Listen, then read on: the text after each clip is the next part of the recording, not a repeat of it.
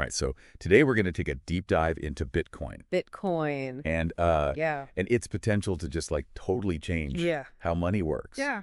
Especially, for us here in the USA. Right. We've got a few things to help us out Yeah.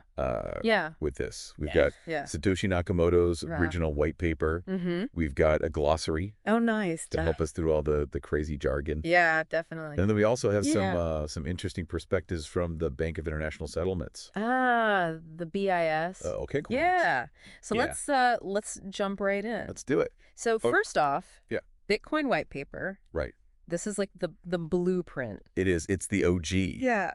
Like you said, the blueprint for Bitcoin. And it's written by the mysterious Satoshi Nakamoto. Who nobody really knows. We still, to this day, don't know who this person or group of people is. Yeah, it's a real mystery. Yeah. A real Willy Wonka situation. Totally. But the white paper itself is really, really interesting. Okay. Because it lays out this vision for a peer-to-peer electronic cash system that really could change everything about how we think about and use money. Okay, so imagine being able to just send money to, like, anyone, anywhere in the world. Instantly. Without going through a bank. Without a bank. And without paying huge fees. Without all those crazy fees. Yeah. It's pretty radical. So how does it actually work? Right. So that's where the blockchain comes in. Okay, so you're blockchain.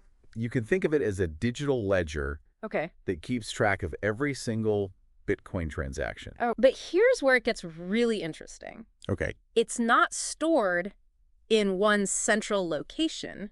Oh. It's distributed across a massive network of computers. Got it. All working together to verify and record transactions. So it's like a big old shared spreadsheet. It's a shared spreadsheet, basically. That everybody can see. And nobody can cheat. And nobody can, like, mess with it. Yeah, it's very, very difficult to manipulate. Okay, so that has to take, like, a ton of computing power. A lot of computing power. Right.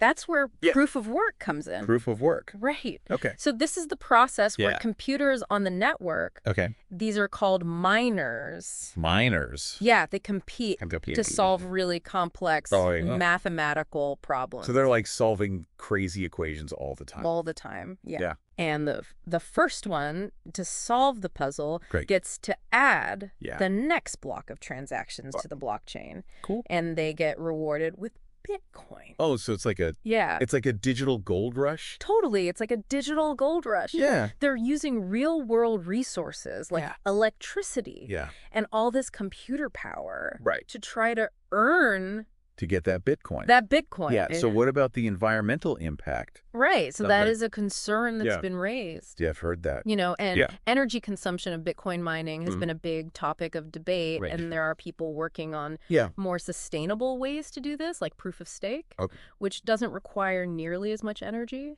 Okay. But it's an evolving technology. Yeah, for sure. And I think it's important to consider both the potential benefits and the challenges that come along with it. Yeah. Yeah. So the white paper contrasts this whole idea of decentralized money with what we have here in the U.S., which is the Federal Reserve. The Federal Reserve. Yeah. So how do those two systems... Yeah, it's really interesting to compare the two because our current system, like you said, with the Fed at the helm, is very centralized. It is, yeah. The Federal Reserve can print money. Yeah. They can set interest rates. Yeah. They have a lot of control. All power. Over the economy. Yeah. Sure. Bitcoin, on the other hand, operates completely independently. Totally. Independently. Of any central authority. Yeah. So its supply is fixed. Right. There will only ever be 21 million Bitcoin. 21 million? And that's it. Oh, wow. Yeah. So there's like a built-in scarcity. Built-in scarcity. Whereas the Fed can just print more. Potentially inflate the dollar away. Right. And that is what a lot of people are worried about. One of the big appeals of Bitcoin is that it's like, it can't be just print more. Manipulated in the same way. Right. Yeah. What other... So what other differences? Other big differences are transaction fees. Transaction fees, okay. So with banks... Yeah, you get hit with fees all the time. You get hit with fees for everything. Right. Wire transfers, international payments, all that stuff. Yeah. Bitcoin transactions have fees too, but they're generally much lower. Much lower, yeah. And they go directly to the miners. Directly to the miners. Who are doing the work of securing the network. Interesting. Yeah. So what about and then transparency? Transparency. Yeah. That's a huge one. Yeah, it seems like a big difference. It is a massive difference. Right. Because with traditional banking, it can be hard to know where your money's actually going. Right. Or how it's being used. What they're actually doing with it. Exactly. Yeah. But the Bitcoin blockchain is completely public. Okay. Anybody can see every transaction that's ever taken place. So that raises some questions. It's about the double-edged sword. Yeah. You know? Yeah. It's great for transparency, but it also raises questions about privacy and how we balance those two things. Okay, so we've got this crazy complex system. I do. Yeah. With like its own language. Yeah. And it definitely has its own language. Yeah, it's like we need a decoder ring. We need a decoder ring for sure. Yeah, so let's turn to that glossary. Let's do it. Yeah. Crack it open. And unpack this key jargon. Let's decode some crypto jargon. Yeah, so what jumps out at you? Let's start with 51% attack. Okay. It sounds like... It sounds scary. It sounds terrifying. Right. It does. Like a sci-fi movie or something? Something out of a sci-fi movie? Yeah. But it's a theoretical risk. With any decentralized system. Oh, okay. Like Bitcoin. So somebody could take over the blockchain. If someone could gain control of more than half. More than half. Of the computing power. Wow. On the Bitcoin network. So they have to have like the majority of the... They have to have the majority. Computing power. Yeah. Okay. They could. Manipulate the blockchain. Okay. But think about the scale of that. Yeah. Bitcoin is a global network with immense computing power. Yeah. So to actually pull off a 51% attack would be incredibly difficult and astronomically expensive. So possible, but... It's possible. Yeah, very likely. But not very probable. Right. Yeah. Okay, so... Okay, what else should we know to really understand how Bitcoin works? Well, another important term is double spend. Double spend, okay. So this refers to the problem of someone trying to spend the same Bitcoin twice. Gotcha. Now, traditional systems have ways to prevent this. Okay. But Bitcoin solves this with the blockchain. The blockchain. Every transaction is recorded and verified. Okay. So it's virtually impossible. Gotcha. So it's like a built-in... It's a built-in fraud prevention. Fraud prevention system. Awesome. Yeah, it's very elegant. Okay. Privacy. Privacy. So I thought Bitcoin was like a novel. Right. It's not quite that simple. Okay. It's more nuanced than that. Right. So while transactions are public on the blockchain, they're not inherently linked to your real-world identity. Okay. So there's a degree of pseudonymity there. So you can be... Pseudonymous. But not there are ways to analyze the blockchain data and potentially link transactions back to individuals. Yeah. So that brings up some questions about how we balance privacy and transparency. And transparency in this new world. In this new world. So listener. Listener. What about you? What are you thinking? What terms have you kind of forms are you're curious about? What aspects of Bitcoin are you most interested in? Yeah, keep those questions in mind.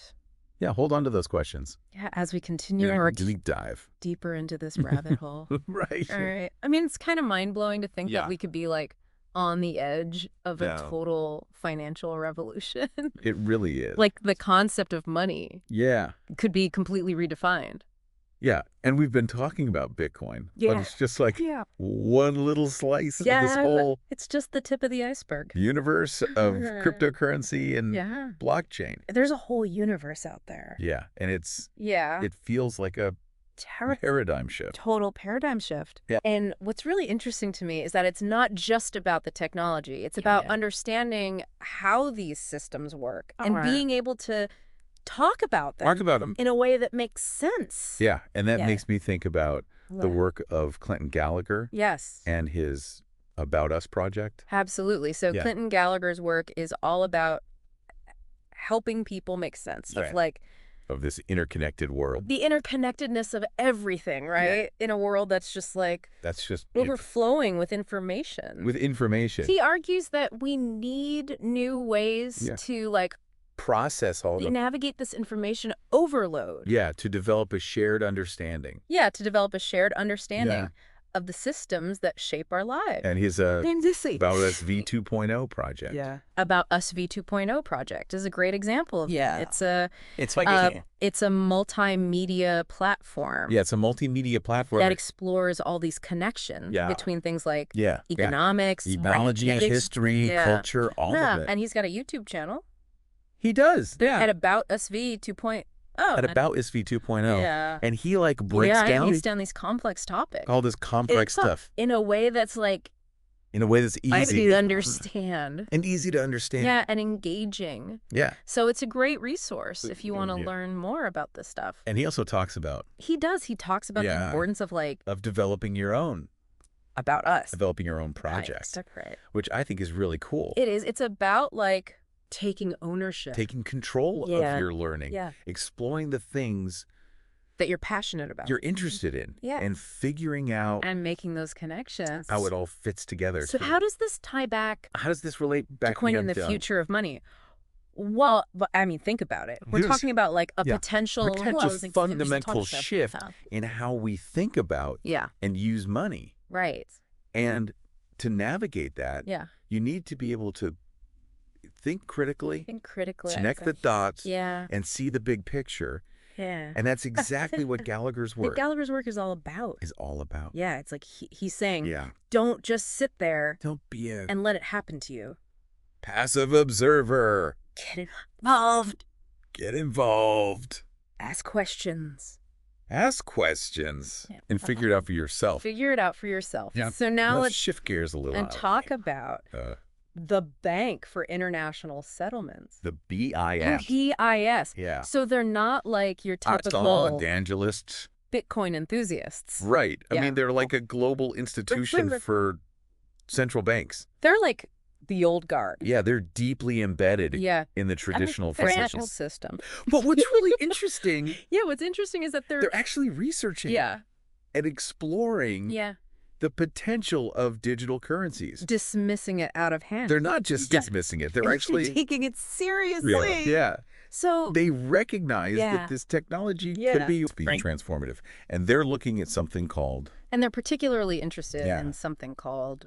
CBDCs? Central bank digital currencies or CBDCs? Yeah. What are those? Right. Okay, so basically they're digital currencies that are issued and controlled by governments. By governments. So think of it like a digital version of the U.S. dollar issued by the Fed. The Federal Reserve. So it's like the government's getting in... Raises some interesting questions about the currency. How governments might adapt to this new landscape. So are we going to see a future where... Are we going to see a world where CBDCs and cryptocurrencies coexist? Do they compete? Are they going to work together? Complement each other? Yeah. It's hard to say. Yeah, it's a big question. It's a big question. And it's one that has big implications. Has an impact for all of us. All of us, especially here in the U.S. So how do you see this playing out? Yeah. I mean... It's tough to predict with any certainty, but I think we can safely say that the future of money is going to look very different from what we're used to. Different from what we're used to. Much more diverse and dynamic. We could see a world where people have access to a whole range, to a whole bunch of digital currencies, each with its own unique properties, major use cases, So. What does this actually mean? What does this mean for the average person? Yeah, for like you and me. Yeah, like how is this going to impact our daily lives? Well, imagine being able to send money to anyone in the world. To anybody instantly. Instantly. With hardly any fees. Almost no fees, regardless of like borders or banking systems. Banking systems, Imagine having more control over... over your financial data. Your privacy.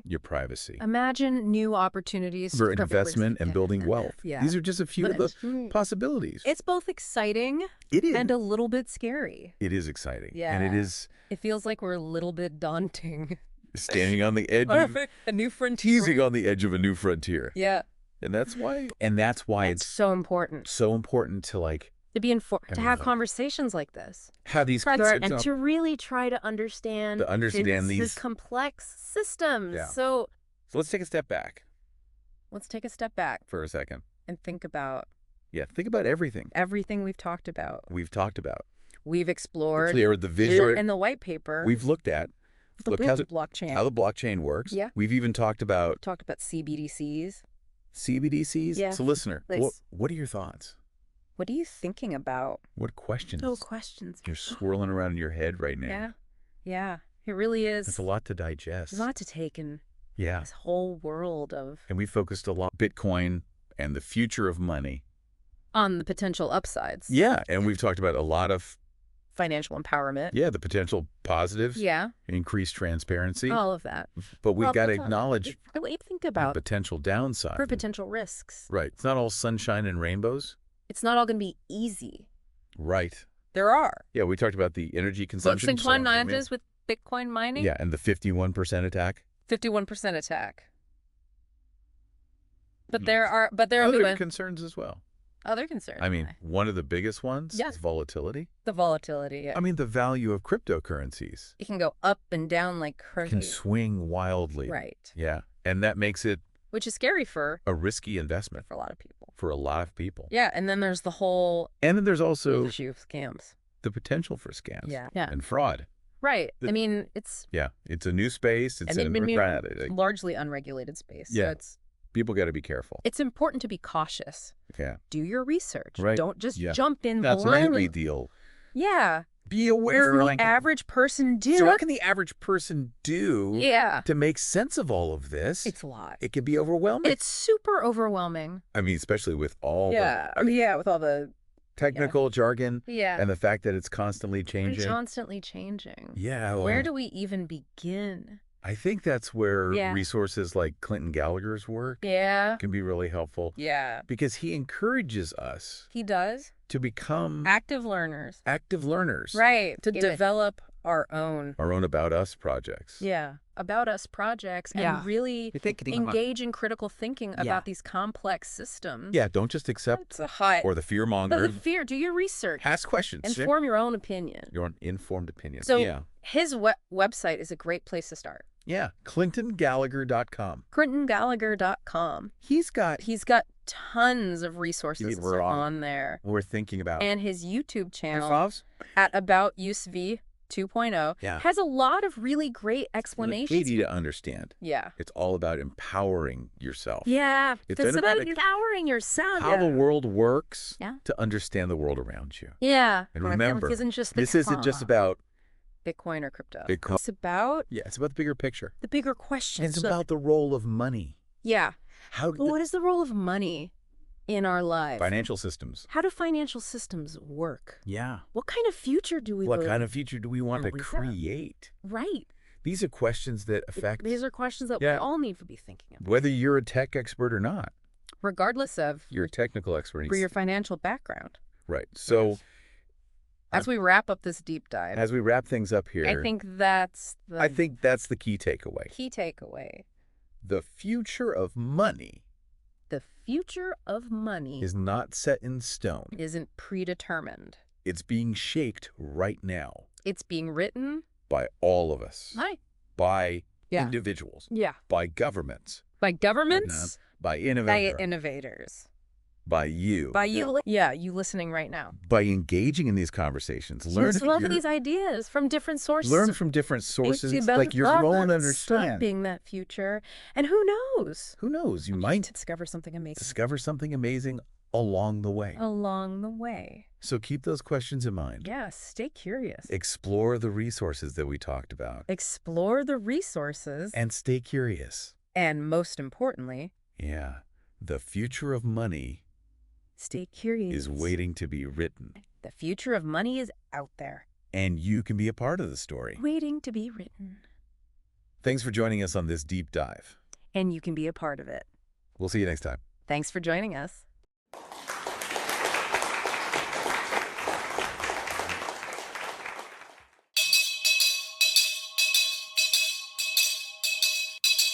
Bonjour, comment ça va? Tell everybody. Okay? Bye. Come back soon.